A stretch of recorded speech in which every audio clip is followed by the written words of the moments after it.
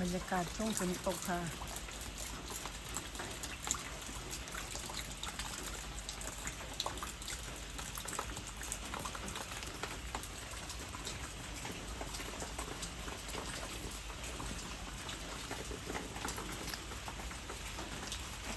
หอมเลยเราปลูกในถุงขนมจีนนะคะ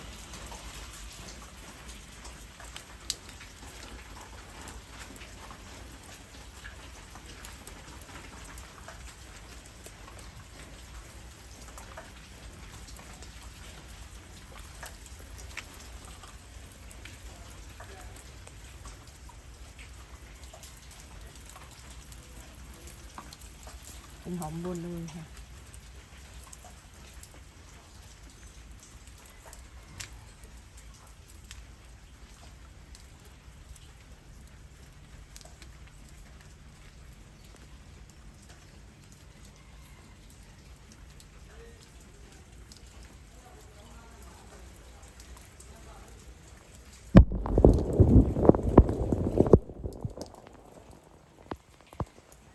อันนี้เป็นถั่วพุ่มที่เรา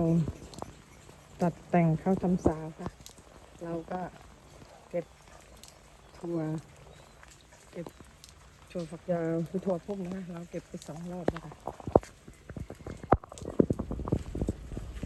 อันนี้ก็เป็นขึ้นช่ายนะคะหรือผักชีร้อนค่ะ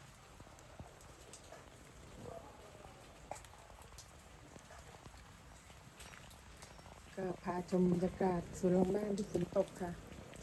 ส่วนข้างบ้านหลังบ้านช่วงฝนตก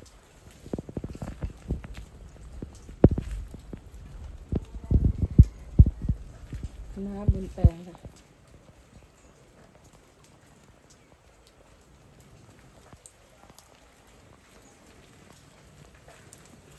อันนี้ก็เป็นหัวไชเท้าค่ะก็ขอบคุณเพื่อนๆทุกคนที่เข้ามารับชมกันนะคะก็พาชมบรรยากาศ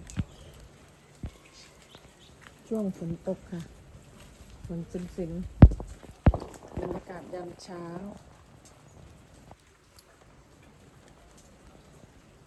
ก็ชมสวนเดี๋ยวไปชมด้านหน้าเลยค่ะสวัสดีตอนเช้าจ้า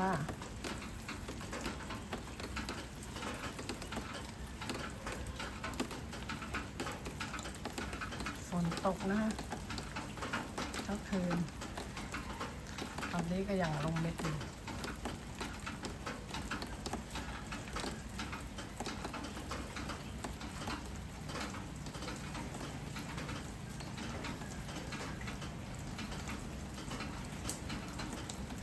พาดูบรรยากาศค่ะฝนตก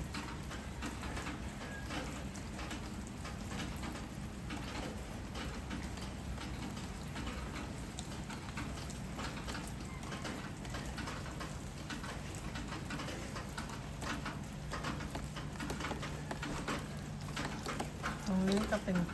โต๊ะปลูกที่มีหลังคานะกับด้านในกับด้านโน้นนะมีหลังคาส่วนแถวกลางไม่มีหลังคานะคะก็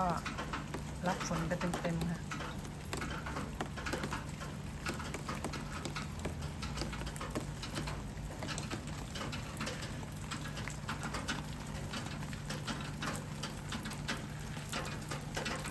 แ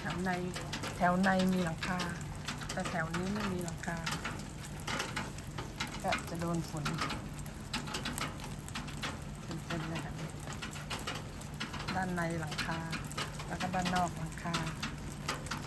ตรงนี้ไม่มีหลังคา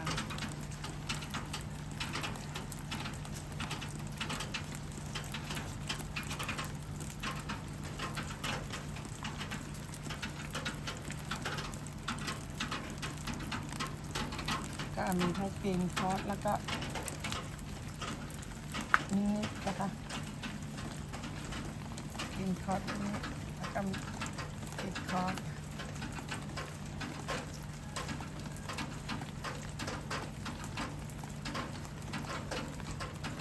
วันนี้ก็เป็นคลิปสั้นๆค่ะ